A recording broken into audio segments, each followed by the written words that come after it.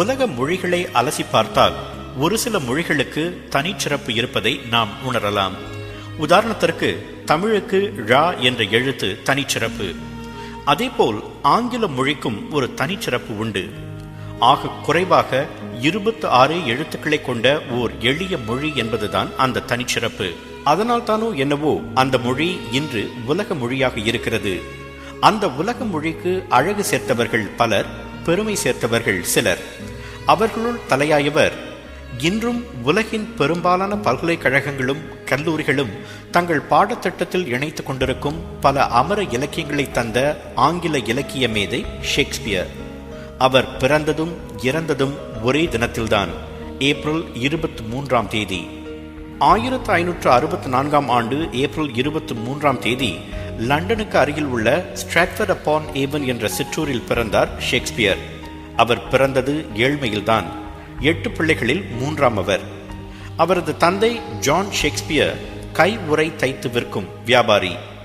தொழில் அவ்வளவு லாபகரமாக இல்லை என்பதால் 12வது வயது வரைதான் ஷேக்ஸ்பியரால் பள்ளிக்கு செல்ல முடிந்தது.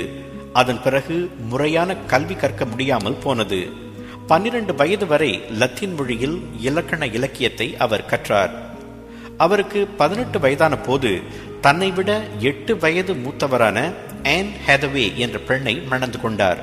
அவர்களுக்கு 3 குழந்தைகள் பிறந்தன. 23 வயதான போது அவர் பிழைப்பு தேடி லண்டன் வந்து சேர்ந்தார். அந்த ஆண்டு 1587. அடுத்த 6 ஆண்டுகள் அவர் என்ன செய்தார் என்பது குறித்து பலதரப்பட்ட கருத்துக்கள் நிலவுகின்றன. அவற்றுள் ஒன்றை பார்ப்போம். அந்த காலகட்டத்தில் நாடகங்களுக்கு புகழ்பெற்ற நகரமாக விளங்கியது லண்டன். சில இடங்களில் தினசரி நாடகங்கள் மேடையேறும். பல பகுதிகளிலிருந்து சீமான்களும் செல்வந்தர்களும் குதிரை வண்டிகளில் நாடகம் பார்க்க வருவார்கள். அப்படிப்பட்ட ஒரு நாடக கொட்டகையில் குதிரை வண்டிகளை காவல் காக்கும் வேலை அவருக்கு கிடைத்தது. அப்படி குதிரைகளை காவல் காத்த ஷேக்ஸ்பியர் தான் பிற்காலத்தில் ஆங்கில இலக்கியத்தின் முகவரியை மாற்றப் போகிறார் என்பது அந்த நாடக கொட்டகையின் உரிமையாளருக்கு அப்போது தெரிந்திருக்க நியாயமில்லைதான். ஷேக்ஸ்பியருக்கு ஞாபகத்திறன் அதிகம். குதிரைகளை காவல் காக்கும் அதே நேரத்தில் நாடகங்களை ரசித்து பார்த்த அவர் வசனங்களை மனப்பாடம் செய்து கொள்வார்.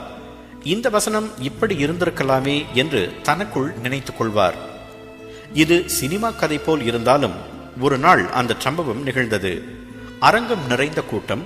நாடகம் தொடங்குவதற்கு சில நிமிடங்களுக்கு முன்பு முக்கிய பாத்திரத்தில் நடிப்பவர் வரவில்லை என்பது தெரிந்து பதறிப்போனார் நிர்வாகி. நிலைமையை உணர்ந்த ஷேக்ஸ்பியர் அந்த பாத்திரத்தில் தாம் நடிப்பதாக கூறினார்.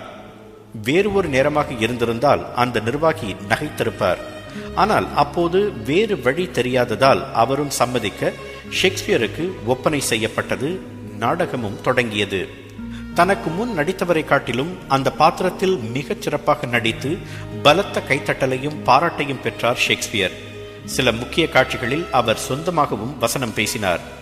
அந்த வரவேற்பை பார்த்து மகிழ்ந்து போன நிர்வாகி தொடர்ந்து நடிக்க ஷேக்ஸ்பியருக்கு வாய்ப்பு கொடுத்தார்.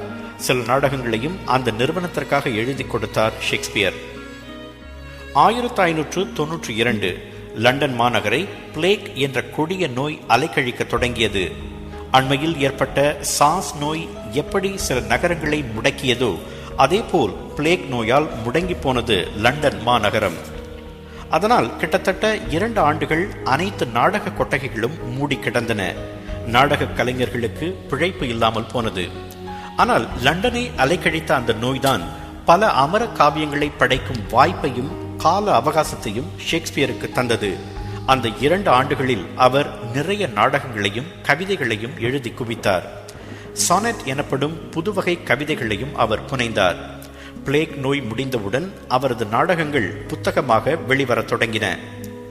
24 ஆண்டு இலக்கிய பணியில் அவர் மொத்தம் 37 நாடகங்களை எழுதினார் என்று சொல்வதை விட இயற்றினார் என்று சொல்ல வேண்டும். துன்பியல், இன்பியல் என 2 பிரிவுகளாக அவரது நாடகங்களை வகைப்படுத்தலாம். A Midsummer Night's Dream, As You Like It, The Taming of the Shrew, Merchant of Venice போன்றவை இன்பியல் நாடகங்கள். Romeo and Juliet, Hamlet, Othello, King Lear, Julius Caesar, Antony and Cleopatra போன்றவை அவரது புகழ்பெற்ற துன்பியல் நாடகங்கள்.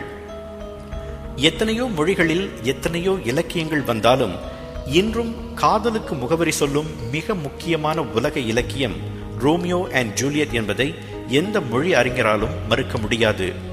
உலகம் முழுவதும் ரோமியோ ஜூலியட் பெயரை உச்சரிக்காத காதலர்கள் இருப்பார்களா என்பது சந்தேகம்தான்.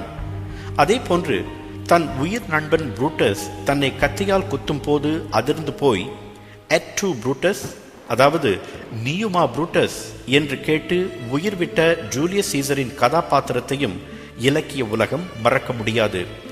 இப்படி கனமான கதாபாத்திரங்களுக்கு வலுவான வசனங்களால் உயிர் ஊட்டியதால் தான் இன்றும் அவை உயிர் ஓவியங்களாக உலா வருகின்றன. தமது படைப்புகளின் மூலம் இன்றும் நம்மிடையே உலா வரும் ஷேக்ஸ்பியர் 1616 ஆண்டு ஏப்ரல் 23 தான் பிறந்த தினத்திலேயே இறந்து போனார். ஓர் இலக்கிய மேதை 52 வயதில் மறைந்து போனது இலக்கிய உலகிற்கு பேரிழப்புதான். தமிழ் இலக்கிய உலகின் அமரகவி கம்பன் என்றால் ஆங்கில இலக்கிய உலகின் அமரகவி ஷேக்ஸ்பியர் தான். இருவரின் படைப்புகளுமே அமர காவியங்களாக போற்றப்படுகின்றன.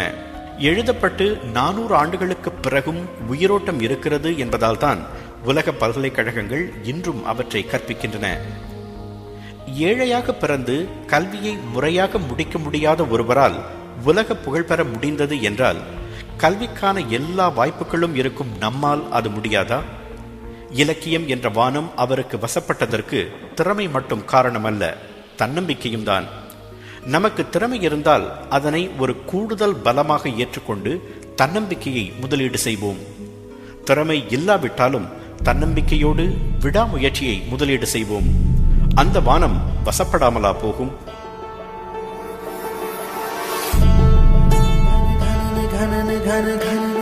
வானம் வசப்படுமே.